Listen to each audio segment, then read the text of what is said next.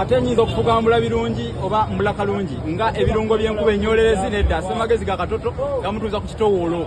Olwaleero ndabiseeko munabusiro olwalabika aba n'ekyokuyiga kingi nnyo gy'oli eno gye bayita engabo. Abantu bangi engabo mugiwulira naye nga temugimanyi nkula yaayo. Engabo ebeera bwe gye muyita shield mu lulimi oluzungu naye nga ebeera n'ekkundiro lye bayita ekkundi ly'engabo.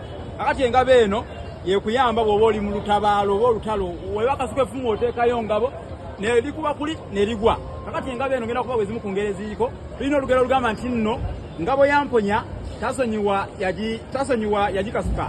Engabo eno bw'oba nga yakuwonya ate n'otosonyiwa muntu akwadde engabo eyo munnange obeera weerabira nti abantu abamu oluusi beerabira aba batuusiza ku birungi. Olulala lugamba nti okumyuka amaaso si buzira singa endege ya mukasooli bagigobyamu mafumu na ngabo.